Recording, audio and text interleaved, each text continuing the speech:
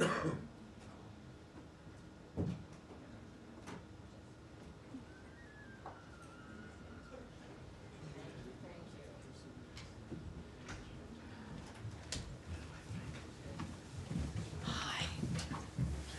hi. Hi there. Thank you, ma'am. Nice temperature in here, like outside. It's a beautiful day outside. Finally. Finally. I know you control the weather too, Matt. You Yeah, should have I just try. done a little bit better. So I was saying somebody better, a few days ago when it was 28 degrees, that somebody better tell April that she's not February. All right. Here we go. I have a few announcements. So the topper is a little long. I hope it'll be interesting enough for you. It's interesting for me. All right, welcome aboard, everyone. Thank you very much for being here. As this is my first briefing this week, I'd like to wish Christians a blessed Holy Week and Jewish people all around the world a happy Passover. And now, today, as anti-Semitism surges around the world, our message to Jewish communities remains unchanged. The United States stands with you. We will fight anti-Semitism with unwavering determination. We will advocate for the safety and security of Jews everywhere. And on to something else as well. On the tariffs, the coverage of President Trump's indefatigable effort to make this country great again involves the Herculean effort to change the trading trajectory of this country, which has been placed under a crushing burden of a web of unfair trade arrangements resulting in American taxpayers being ripped off every single day. Only President Trump has the vision and the courage to say enough is enough. The United States of America has the great benefit of having the world's best deal maker as president. His actions on tariffs have illustrated to our enemies and allies alike that the United States is a nation that should not be taken for granted and whose fortunes are directly connected to the success of every other nation on this planet. Through this process, Americans and people of the world over have been reminded about how America has been taken advantage of, and that, courtesy of President Trump, we have a way to fix the damage done to this nation and the world by the global left. Now, with over 130 countries coming to renegotiate their trade relationship with the United States, President Trump has reset not just the trade environment, but has also reminded the world that respect matters and will be expected by President Trump and the people of this nation. In announcements for today as well, the State Department has canceled another 139 grants worth $214 million under Secretary Rubio's direction. As the Secretary said, quote, "The American taxpayers should not be funding misguided programs.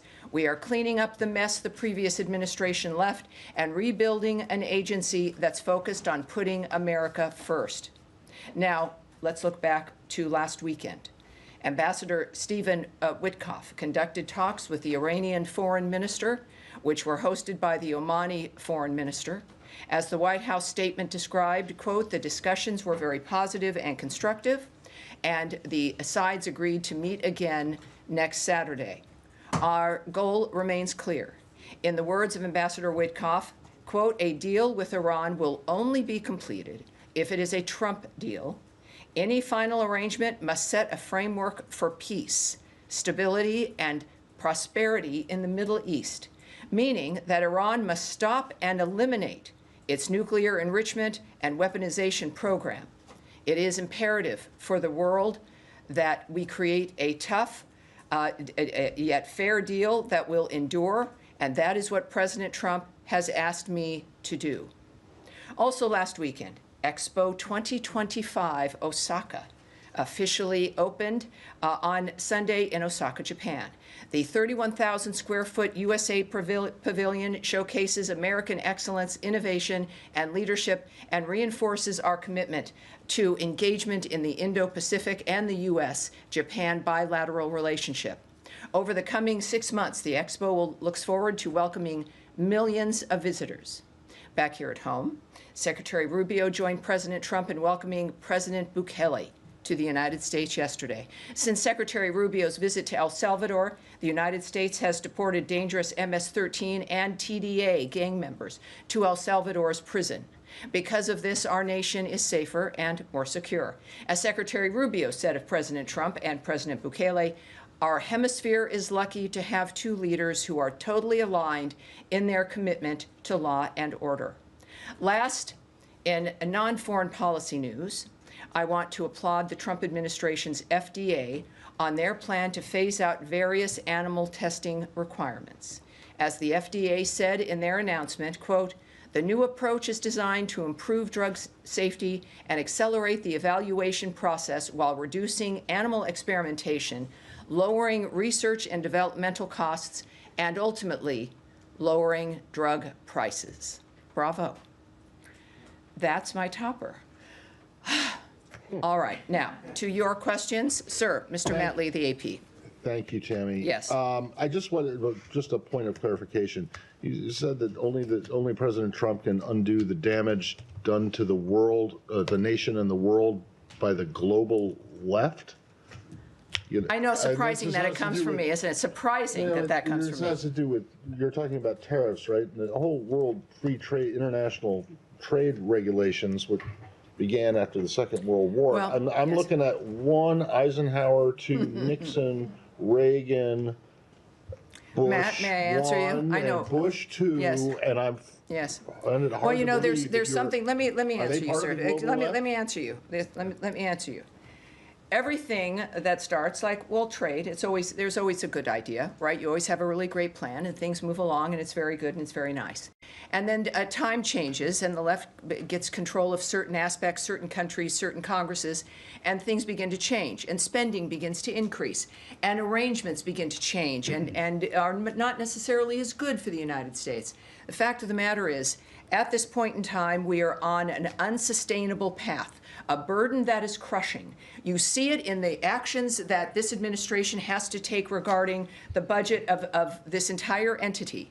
This becomes an addiction. It's an addiction to other people's money. And as Margaret Thatcher noted, of course, is that the main problem with socialism, sir, the main problem with socialism is that is when you run out of other people's money. Because that eventually happens. I know that's not perhaps satisfactory for the Associated Press. But I love you anyway, Matt. I love you anyway. But your question is, at least my answer to what your statement was, is that at this point in time, President Trump is the only person that can undo the Leviathan that this trade framework became around the world, and he's doing it. And I've been watching this coverage, the pearl clutching. It's been remarkable. This is going to be one of the greatest resets of many resets that the Trump administration has implemented, and it's going to make a difference not just for the American people, but for all those countries that realize that this has to change. So it'll be better for the world over. My point was merely that, are you trying to say that all those presidents and who you just mentioned, Margaret Thatcher, are part of the global left? I've just talked way too much already. I think I've answered that. Yes, sir. I think I've answered that. All right. So on the grants that you just said were canceled, and I want to seg from this, can you be more specific about what those were? The two, what was it, 139? Well, we'll get those details. More. What we do know is that the secretary himself felt passionate enough about this to tweet it himself. Oh, he did? And that what I stated to you about his commentary was from his account, the secretary's tweet, at 12:35 p.m. this afternoon. And I'll read it again because there's a couple more details here in the tweet. Under my direction, the State Department has canceled another 139 grants worth $214 million. The American taxpayers should not be funding misguided programs like building the migrant domestic worker-led movement in Lebanon or get the trolls out in the United Kingdom. We are cleaning up the mess the previous administration left and rebuilding an agency that's focused on putting America first. So those are two examples that the secretary shared. There are, because I'm a mathematician, 137 more. And I'm sure at some point we will, I believe that, I'll tell you what, let's see if we can find the full list. and we'll move ahead accordingly. So, and that just segs into the broader budget question. You saw the reports yesterday and the day before about the OMB plans for a drastic reduction in the State Department, or the Function 150 budget, which includes state and USAID. What can you tell us about that, those? I can tell you that throughout the history of the United States, everyone has a budget plan. And everyone has ideas for budgets. And every president has a budget plan and sends it to Congress. And then Congress either accepts it or they have their own ideas, which happens more often than not. I can tell you that whatever you've seen in public was not released from this entity, was not released from this department.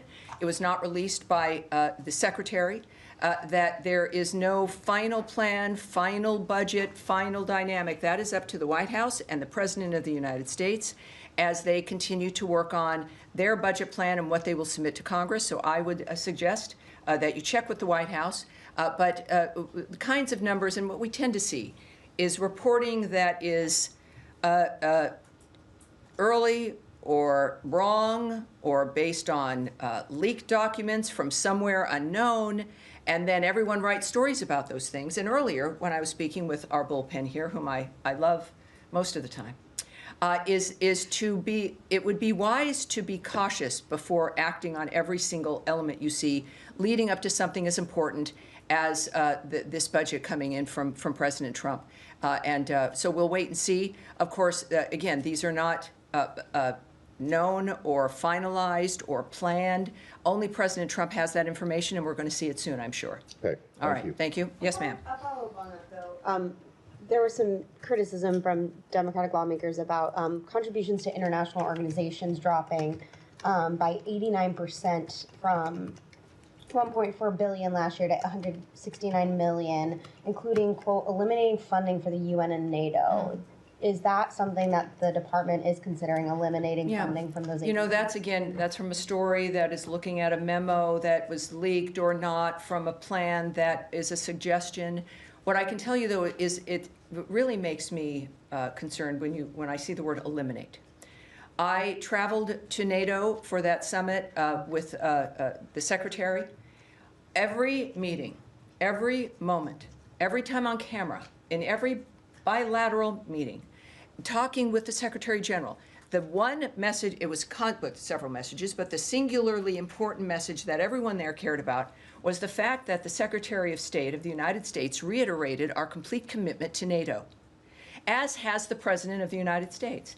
Now, what we also want in our commitment means that we want to make sure and help to make sure that the nations in NATO can actually deliver on the mission of NATO, which is to be a deterrent. It is not to help with wars or to help fight them or to fund them or to make it a little bit better as the wars are going on. NATO was meant to be a collection of entities that would stop the bad actors from doing the bad thing, because it would be very, very bad for them if they did it. And at this point, clearly, we've got nations that have got to ramp up, share the burden, increase their defense spending, not because we're meanies, but because we are committed to NATO. And NATO has to be the thing that it has been purported to be and expected to be at the beginning and wants to be. I have to tell you that there was recognition of this fact at NATO, the number of countries increasing their budget commitment to defense, the recognition that it was an important thing, without exception. And that's where, when we think about a story about eliminating funding to NATO, couldn't be further from the truth. This is about making NATO stronger, making NATO, well, dare I say, great again. But that's where it becomes like fear-mongering and understandably upsets people. But as I've said with the other review we've had with the foreign aid, some things will change, but it doesn't mean that we've changed our commitment to something, but it may look different. That if, in fact, other nations are coming together and raising their commitment and their contribution, perhaps the American contribution then does come down, and yet NATO is stronger. So that is, I think, part of what every family does, is looking out for each other, being honest, and providing solutions to that problem. So that story comes from the same speculation that has come from other documents that are moving about when nothing could be further from the truth, and certainly commenting on numbers they might have is not helpful. There will be plenty to discuss when President Trump releases and sends to Congress his budget bill. Yes, sir. Thank you. I've got one on Syria and one on Yemen. Has the department made any decision, or is it reviewing potentially granting visas to any Syrian ministers for next week's World Bank and IMF meetings? You know, let's take that back. I don't have information on that. It's a good question, of course, with the meeting coming up, but I'll have that to you.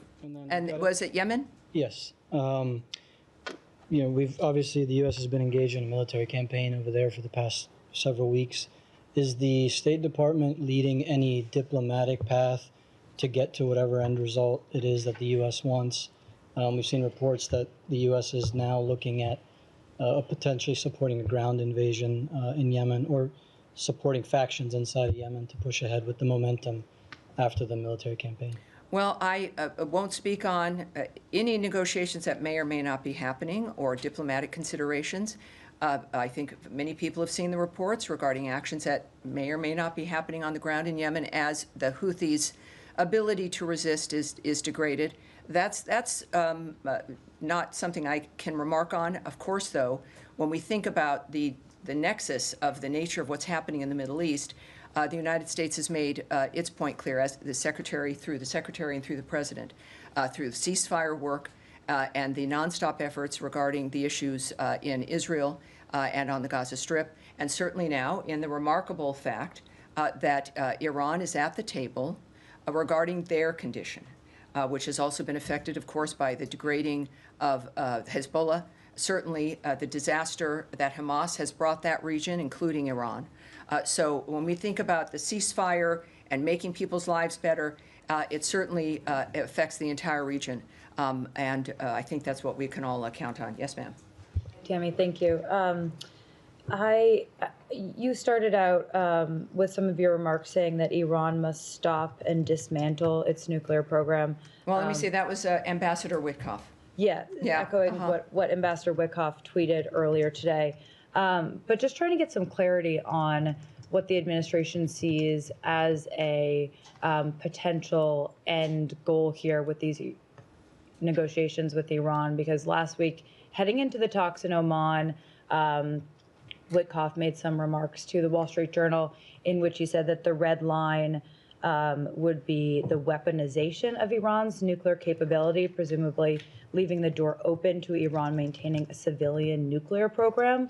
So is the administration open to an end state where Iran does still have a civilian nuclear program, but they are no longer able to speedily get a nuclear weapon?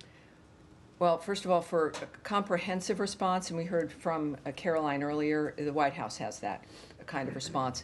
What I can say, nevertheless, is that the Secretary has been clear, as has the President, as has been the Ambassador, that Iran cannot have a nuclear weapon or an enrichment program. What we hear, and I said this again to our friends earlier in the day, as I do, some of you listening from home, I kind of spend about a half hour with our bullpen during the day, and we have some talks and find out what's on their mind. But what I mentioned, because there's always a reaction to a single tweet or a remark that's in a newspaper.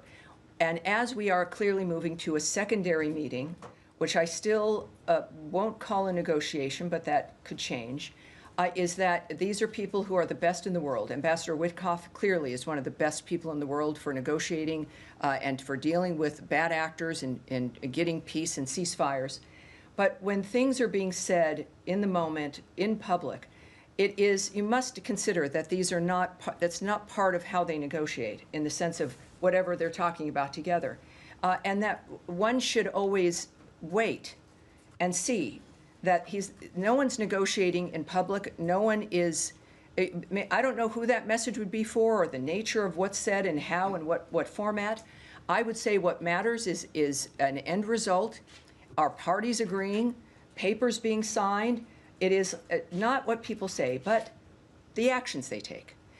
We have shown that as a nation when the actions that we take and the nature of what we commit to, you can combine the two of what we say and what we do.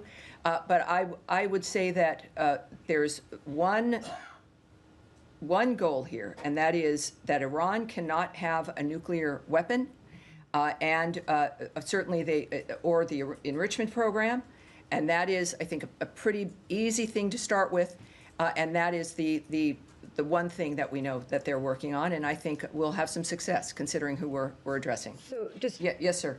Follow up on Iran. You mentioned Ambassador Witkoff's tweet today.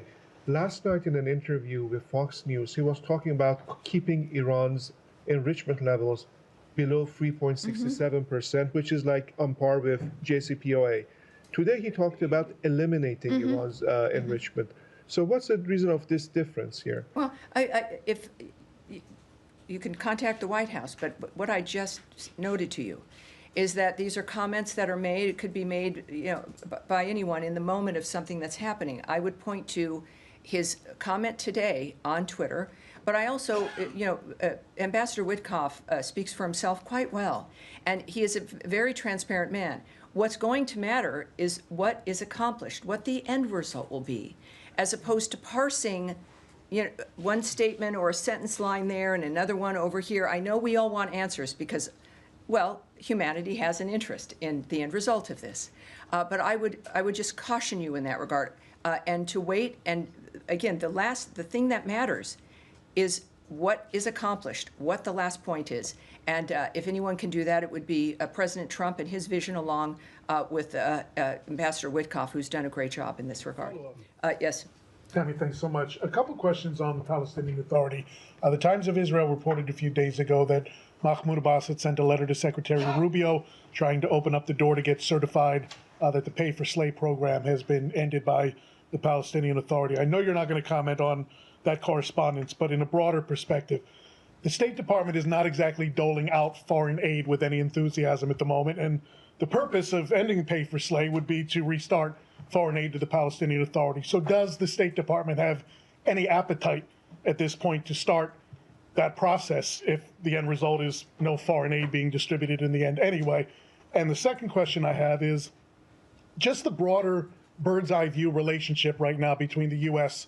and the Palestinian Authority. Mahmoud Abbas boycotted during the first Trump term, and we've seen American officials go to Jerusalem a number of times. Historically, they made a corresponding trip to Ramallah or Bethlehem. We haven't seen that so far. So bird's eye view. I think I always try to give you the bird's eye view. But I would say that, first of all, I can't comment on if there are any negotiations or diplomatic considerations. What I do take issue with immediately is that we don't have any glee or excitement over handing out foreign aid. Our commitment to foreign aid hasn't changed. It is in our nature as Americans. It's what we do. I would argue the starting of this country was an aid package for the future. My goodness. And it certainly is also, foreign aid is not a carrot or a stick in negotiations. If it's needed, it's needed. If it isn't, it isn't. We don't use it in that fashion. So I like you very much, and I think you're a nice guy. But it's always disheartening. I don't want to be mean. I don't want to be mean. Only to Matt, I want to be mean. It's disheartening but it reminds me, and I'm glad that I'm here, to repeat, for people to not be left with that impression, that it's not like, oh, we got to give foreign aid. It would be great if nobody needed foreign aid. But we know that we are a country with incredible resources. We know that. And we have incredible responsibilities, and we do not shy away from them. It's part of why we do what we do. We want to be a part of the world. We know we can help, and we do. So it's not ever a part of that we just don't want to do something, and so we're not. It's can we, and can it be done properly? Is it aligned with what's great for the United States? And mostly also, certainly it is not used as a weapon. And I just want to say that as strongly as I possibly can. And as far as the nature of what's happening, we are asked often by many of you in different ways, is that there is a constant, regular commitment to Gaza, to the Gazan people, certainly to one of our strongest, if not most stalwart ally, Israel. who have, by the way, a new ambassador from the United States, Ambassador Mike Huckabee. So we're very excited about the future. We are working constantly to have a ceasefire and to change the trajectory on the ground. That has not stopped. Yes, sir. Yes, sir. Thank you, Tammy. No, please. Meanwhile, in Bangladesh, there are so many reports, like the New York Times also before 2 weeks reported the alarming rise of Islamist terrorists, Islamist extremism in Bangladesh under the Yunus-backed regime, including protesters openly displaying Osama bin Laden's images, even Nazi symbols like picture like this from Dhaka, yes, and targeting American brands like KFC, Coca-Cola with anti-Semitic rhetoric allegedly incited by figures like advisors of interim government of Bangladesh. I've heard you, and I know and I appreciate your passion, and Bangladesh is a country with certain issues. They are also a country that we've talked about often, certainly with the questions from the crew here. So for a specific dynamic, I'm going to have us take that away. What I do have is something I want to mention regarding Bangladesh, which is that there's been an arrest of a UK MP, Tulip Sadiq. This from the Bangladeshi courts have issued that arrest. It is, of course, all of this, and what you're discussing, even protests, et cetera, are a matter for the Bangladesh authorities to handle. And, of course, talking with them matters a great deal as well. So ultimately, the future of Bangladesh is going to be decided by the Bangladeshi people. They're facing what you've been describing for some, and in others that, of course, we've seen the reports as well. And, elections matter. We know, I don't want it to sound trite here, but it's true. Democracy matters, and actions by people matter to confront issues that might, in fact, as we've seen over the last 20, 25 years, destroy their lives. It's pretty clear what the choices are for many nations on this planet. So thank you, sir.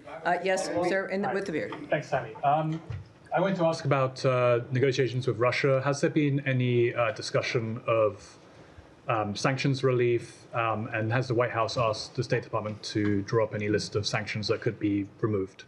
I won't speak to any discussion between the White House, certainly, and the State Department, Secretary Rubio, and any other leader here.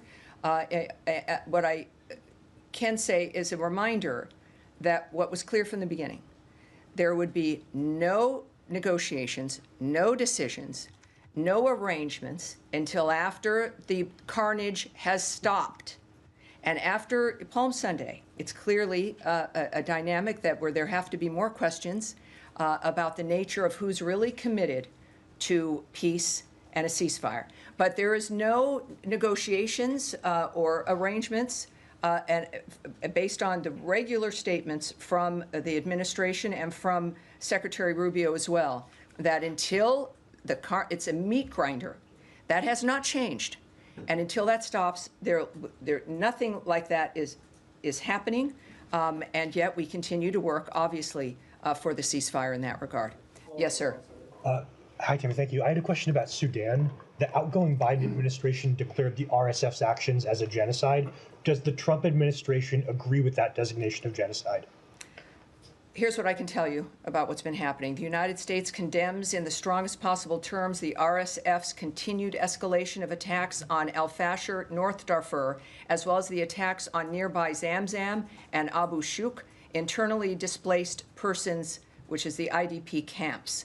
We are deeply alarmed by reports the RSF has deliberately targeted civilians and humanitarian actors in Zamzam and Abu Shuk. We condemn the RSF's attacks on the most vulnerable of civilians, including killings of at least 10 U.S.-funded relief workers providing critical life-saving assistance.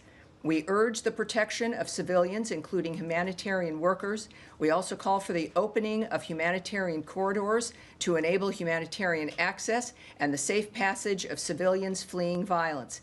The belligerents must uphold their obligations under international humanitarian law and must be held accountable. So are you declining to affirm the designation of genocide? I've made my statement clear, but what this does mark, today marks 2 years since the start of the conflict in Sudan. And this conflict has caused death, destruction, and a displacement crisis that has the potential to destabilize the entire region with massive flows of displaced people, arms, and disease. It is past time for the warring parties to put down their guns and negotiate a durable peace that allows for broad-based participatory dialogue so the Sudanese people can decide their future in a peaceful and unified Sudan. just to clarify, Yes, I wanted to clarify I've the answered you. definition of I've genocide. extensively answered you quite extensively, sir. Go ahead, please. On Sudan, I wondered, the previous administration had been involved in trying to facilitate peace talks between the two parties. Are there any such activities going on? Well, I can't report on anything that is happening or might happen, but again, I think that the Trump administration and Secretary Marco Rubio have proven their commitment to these kinds of issues in a way that no other administration, frankly, has in facing these dynamics all around the globe, especially with the nature of the kinds of carnage and the relentlessness. So while I can't speak to you about specifics, I think that we all know what this administration stands for. Yes, in the blue jacket. Two questions, briefly. One is in regard of the visit of the Jordanian Prime Minister today at 3:30. If you can tell us a little bit about the topics that are going to be discussed. No. I'm assuming Gaza. No, I can't. It's so nice. It's so nice with the Italian reporter, the nice Italian accent. Right. Can you tell? It's like no. No, I understand. Fine. The second There's question. plenty to talk about, I'm sure. I mean, you know. Understand. Yes. No problem. The second one is regarding the CAT announced by Secretary Rubio, if I'm not mistaken, on the funds on United Nations and NATO. That was asked. That was asked. There's been no. There was some reports on the. Well, there's always what I'm there's. I love you about. guys, but there's always some report. Can you share? And I answered very specifically. The commitment to NATO is a strong commitment. I was there with the secretary. That was a singular, really a main message about our commitment to NATO is as strong, if not stronger. Our presence indicates that, but also our words and our actions indicate that. And our asking our NATO partners to become stronger and more involved in their own defense spending is an indication of that commitment to NATO. All right, you guys. I think that's gonna be it, you guys, for today. I have to be somewhere, which is unusual. Normally, it's only here that I have to be. You have a nice weekend too. Oh, I'm sorry. All right, one more. Secretary Rubio shared over the weekend about the 10 additional men being sent to El Salvador. Do you know on which authority they were sent? Was it AEA or Title VIII? So, first of all, he did note that, and which means this country is certainly a little bit safer, isn't it? I would refer you to the Department of Homeland Security and DOJ, which makes those kinds of decisions. I would also note that it was great to have President Bukele here. Clearly, a remarkable man and such a great ally, helping to make America safer again.